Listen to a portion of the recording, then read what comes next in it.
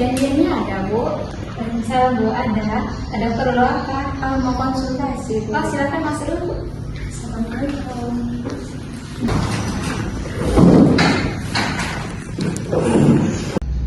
Saya mau Bu mau minta rekomendasi KB yang bagus.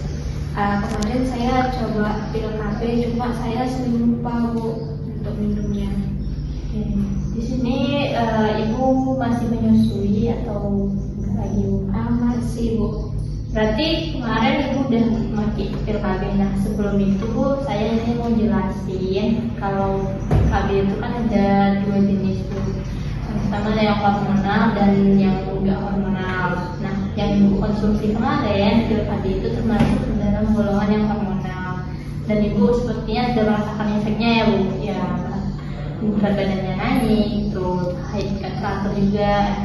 Nah, selain dari pil KB tadi, ada juga suntik KB, Bu. Nah, di sini suntik KB-nya ada yang 1 bulan dan ada yang 3 bulan, Bu. Ini termasuk yang hormonal. Nah, terus ada juga yang 1 lagi, Bu, yang hormonal itu implan. Pemasangannya itu di lengan Ibu, di bawah kulit Ibu ini nanti.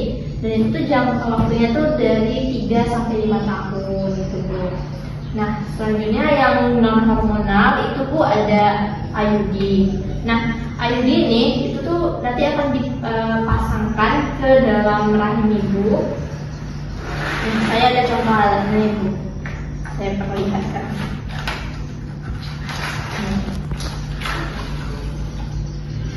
Jadi alatnya ini nanti seperti huruf T yang akan dipasangkan ke dalam rahim Ibu. Nah, ini jangka waktunya itu ada 5 sampai 10 tahun tergantung jenisnya apa dan kebutuhan Ibu seperti apa gitu.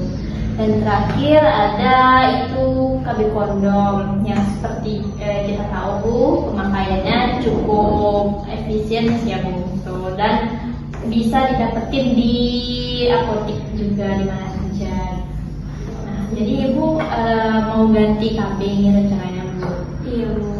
Nah, Ibu mau ganti yang ke non hormonal atau tetap ke hormonal ya, Bu? Saya tertarik pada yang non hormonal, Bu, yang IUD, Bu. Oke, yang IUD ini yang jangka waktunya tuh 5 sampai 10 tahun. Aku nggak berbahaya, Bu. Soalnya itu kan kayak ada bersih-bersih gitu, Bu. Saya takut berefek fatal pada istri saya, Bu. Insya Allah enggak.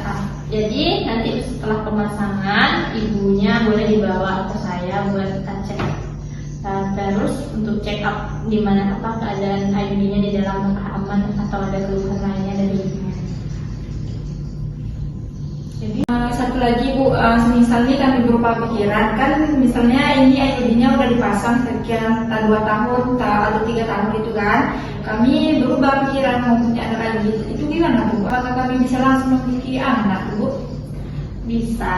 Jadi nanti kan yang ibu sama bapak datang ke saya, kita lakukan pelepasan IUD. Nah, nanti kita lepas IUD, nanti tunggu dalam beberapa bulan untuk kesuburan ibunya kembali dan langsung bisa mempunyai anak lagi. Jadi kita ya untuk pemasangan IUD-nya mau dipasang sekarang atau dijadwalkan ke hari lain itu, Bu? Dijadwalkan ke hari lain aja, Bu. Oke, nanti untuk pemasangannya nanti Ibu datang ke saya itu pas hari ketiga saja ya, Bu. Kenapa harus di hari ketiga? Karena kan Ibu ini lagi halangan dan di hari biasanya tuh di hari ketiga itu rahim ibu itu atau porsionnya itu lunak. Jadi pas pemasangannya itu lebih mudah dan ibu gak bakalan ngerasain sakit. Atau kalau sakit tidak sesakit terlalu ya Bu. Jadi itu bisa meminimalisir sakitnya. Baik, kalau begitu kami permisi dulu ya Bu. Iya Pak. Terima kasih banyak ya. Iya Pak.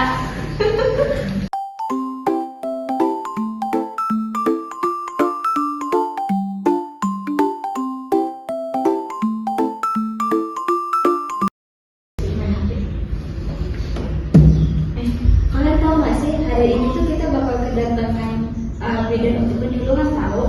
Iya, katanya sih tentang kesehatan reproduksi. Tapi aku malu dengan topik kayak gitu. Lah, kenapa malu? Itu penting loh. Kita kan harus tahu tentang tubuh kita sendiri. Jangan sampai nanti salah paham atau dapat info dari sumber yang nggak jelas. Benar, apalagi sekarang kita udah remaja, menstruasi, keputihan, bahkan bau badan. Kan semuanya berhubungan dengan hormon. Halo semuanya. Halo Ibu. Sebelumnya, Assalamualaikum warahmatullahi wabarakatuh. Waalaikumsalam warahmatullahi wabarakatuh. Perkenalkan, saya Bidan Alika yang datang ke sini untuk memberikan kalian edukasi tentang organ reproduksi. Kalian jangan tegang karena ini penting untuk masa depan kalian. Bu, saya suka bingung nih Bu soal keputihan. Kadang wajah yang putih, kadang gatal Bu. Bagus nih kamu berani cerita. Sebenarnya keputihan itu normal, asalkan dia tidak berwarna kuning, hijau, apalagi gatal. Kalau sudah seperti itu berarti itu tidak normal. Saya juga pernah Bu mengalami gatal, tapi saya malu untuk cerita, jadi saya diam aja. Nah ini nih yang jadi masalah remaja sekarang. Mereka malu buat cerita. Padahal kan kita sama perempuan, harusnya kamu berani cerita biar kamu bisa cepat ditangani kalau misalnya ada masalah. Bu, cara merawat organ intim yang benar Bu gimana sih? Ini yang pertama itu cuci tangan dengan air bersih. Terus tuh kalian cuci kami kalian itu dari depan ke belakang. Terus nggak boleh pakai sabun wangi apapun itu, cukup cuci dengan air mengalir. Terus ganti sarung dalam kalian dalam sehari itu 2 kali. Terus tuh gunakan kain yang berbahan katun yang bisa menyerap keringat. Terus cari jangan ketat yang terlalu lama. Terus Bu, kalau misalkan haidnya nggak teratur gimana ya Bu? Kalau baru pertama haid 1 sampai 2 tahun pertama itu kan memang bisa lebih teratur. Tapi kalau sudah berlangsung lama, sebaiknya kalian periksa, bisa jadi ada gangguan hormon di situ. Bu, makasih ya. Sekarang saya nggak malu lagi Bu. Ternyata ngomong ini nggak seseram yang saya pikirkan. Iya, kita harus peduli sama tubuh kita dan jangan takut dan malu. Iya.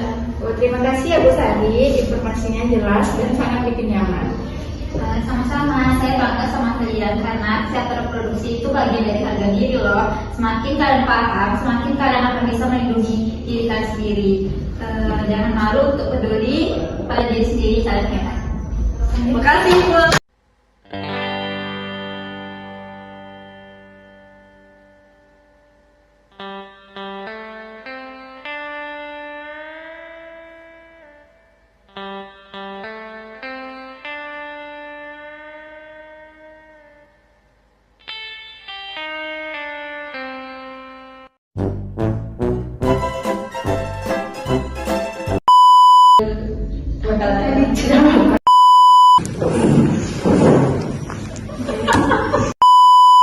Stay tune guys. Video aku udah enggak, ini aku sebagai apa sih Bu? Stay tune guys. Video